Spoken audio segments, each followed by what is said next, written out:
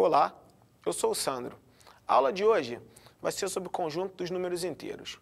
Para ilustrar essa aula, eu trouxe uma situação da vida cotidiana. Um extrato bancário do período de uma semana. Vamos analisar esse extrato bancário. Bom, em 18 de fevereiro de 2014, uma pessoa possui em sua conta R$ 2.500,45. Em 21 de fevereiro, houve um débito de R$ 500. Um débito é um gasto, significa que foi retirado dessa conta uma quantia de R$ 500. Em 23 de 2 de 2014, houve um crédito na conta de R$ 1.200. Alguém pode ter feito um depósito, pode ter recebido salário, ou seja, a conta aumentou em R$ 1.200. Em 24 de 2 de 2014, houve um outro débito de R$ 800. Nesse período de uma semana, após 2 débitos e um crédito, o novo saldo da pessoa ficou em R$ 2.400,45. Bom, fica bem claro, você, na hora de ler esse extrato, o que é débito e o que é crédito. Mas poderíamos fazer as mesmas informações com uma outra anotação. Por exemplo, se a cada débito nós colocássemos um sinal de menos e a cada crédito colocássemos um sinal de mais.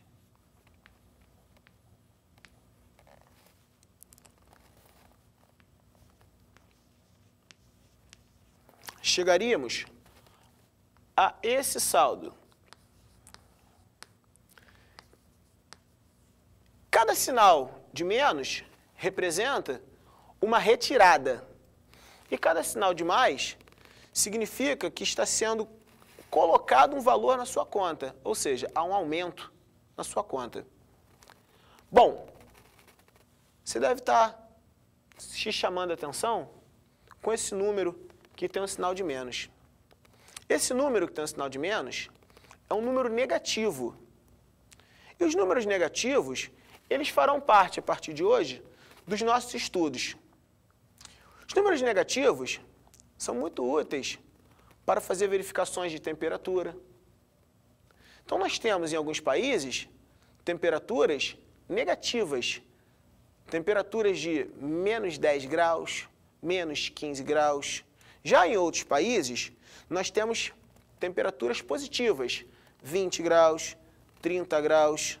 Se nós não tivéssemos sinais para diferenciar essas temperaturas, como saber se você está indo para um país onde a temperatura é de 20 graus positivo ou se você está indo para um país onde a temperatura é de 20 graus negativo? Para isso, eu apresento o conjunto dos números inteiros, Z. O conjunto dos números inteiros, ele é constituído dos naturais, os números que você já estava habituado, que servem para contar, 1, o 2, o 3 e assim sucessivamente, o 0 e os simétricos dos naturais. Nesse momento, você deve se fazer uma pergunta. Por que Z para conjunto dos inteiros? Bom, em alemão, Zahl significa número. E resolveu batizar o conjunto dos números inteiros com essa letra Z. O conjunto dos inteiros, como eu disse antes, feito dos naturais, o 0 e os simétricos. Uma outra pergunta que você deve estar se fazendo é o que são simétricos? Vamos pensar da seguinte maneira. Suponha que o 0 é um grande espelho. E o simétrico de cada número natural é a imagem do seu número através desse espelho. E para diferenciar o número da sua imagem, foi colocado um sinal, e esse sinal é o sinal de menos. Por exemplo, o simétrico do número 5 é o número menos 5. Se a gente representa o simétrico do número com o sinal de menos na frente, nós podemos dizer que o simétrico de um número A é o número menos A. Todas essas informações devem estar soando bem estranho, mas pode ficar calmo. Isso também foi estranho para muitos matemáticos ao longo dos séculos, como vamos ver no quadro a seguir. Há cerca de 4.000 anos, os chineses já representavam números positivos e números negativos. O que eles faziam? Utilizavam barras pretas para representar quantidades positivas e barras vermelhas para representar quantidades negativas, sem anotação ainda, com mais e menos. Já na época de Diofanto, mais ou menos 300 a.C., já se conhecia a seguinte identidade, que o produto de A menos B vezes C menos D gerava AC menos BC menos AD mais BD, sem conhecer ainda os números negativos. Já Brahmagupta foi o primeiro a representar os números negativos em seus trabalhos. Isso por volta de 628 depois de Cristo. Mas muitos matemáticos, quando se deparavam com números negativos, chamavam esses números de números absurdos ou simplesmente os desprezavam. Já no século XVI, Stevin admite a seguinte operação, que x mais menos y poderia ser escrito como x menos y e ainda justifica geometricamente a identidade vista no período de Diofanto, que vamos ver já já. Vamos ver geometricamente essa identidade. Eu tenho aqui um retângulo de dimensões A e C. Dessa dimensão A, eu tiro esta faixa de dimensão B. Da dimensão C, eu tiro esta faixa de dimensão D. E eu quero calcular a área deste novo retângulo que tem dimensões C menos D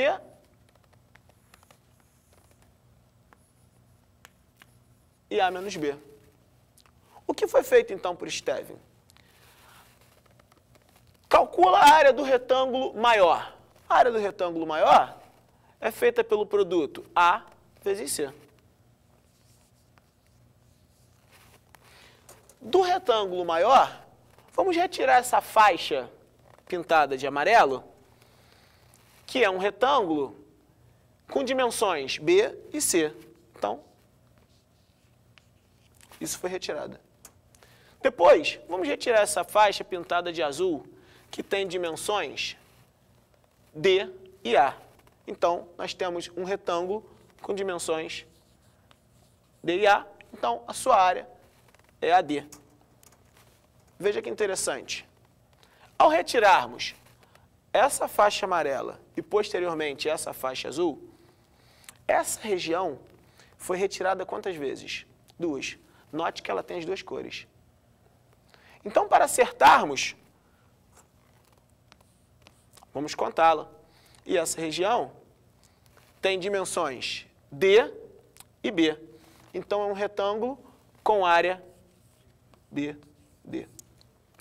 A área, então, desse retângulo interior, com dimensões A menos B e C menos D, pode ser escrita dessa forma, segundo a identidade conhecida por Diofanto.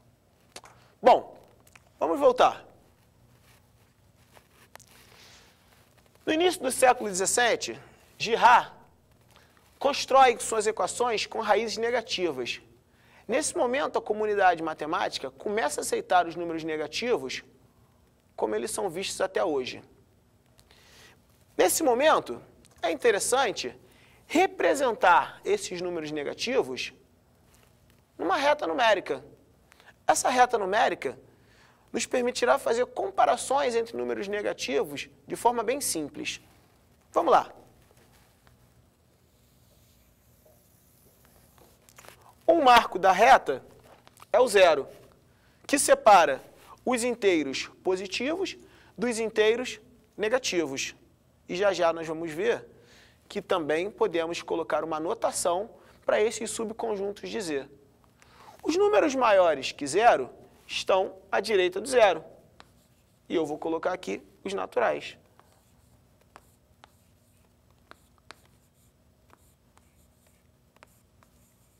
Assim continua a reta para cá. À esquerda do zero estão os números negativos. E como eu disse antes, o zero funcionando como um espelho, a imagem do 1 é o número menos 1, que está à mesma distância do zero que 1. A distância que 1 está do zero, uma unidade. A distância do menos 1 para o zero, também uma unidade. E vamos construir essa reta com os números negativos.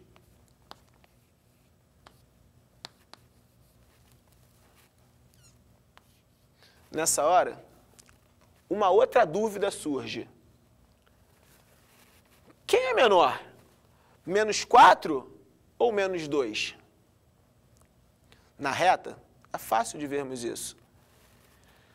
Comparar dois números na reta, basta ver quem está mais à esquerda. Olha lá, quem está mais à esquerda? O menos 4 ou o menos 2? O menos 4. Significa que o menos 4 é um número menor que o menos 2. Você pode pensar assim, uma pessoa perdeu R$2, a outra perdeu 4. Se perder está associado com um número negativo, igual nós vimos lá no nosso débito, perder 4 é pior do que perder 2. Então, o menos 4 é um número menor que o menos 2. Bom, vamos aproveitar que falamos da distância entre o 0 e 1 e a distância entre o 0 e menos 1, para no próximo quadro colocarmos o conceito de módulo. Vamos então definir o módulo de um número como a distância desse número até o zero, na reta dos inteiros, já que a gente está trabalhando com números inteiros. Então vamos pensar da seguinte maneira, se nós temos o zero, qual é a distância que o menos 4 está do zero? A distância é de 4 unidades. Ou seja, o módulo do número menos 4 é 4. Da mesma forma, podemos pensar assim, qual é a distância do 3 até o zero? A distância do 3 até o zero é 3. Ou seja, o módulo de 3 é 3. E a distância do 0 até o zero? Bom, a distância do 0 até o zero é 0. Uma pergunta fica, quais são os números na reta que têm distância 4 até o zero? Só o menos 4? Bom, essa pergunta será respondida na nossa próxima aula.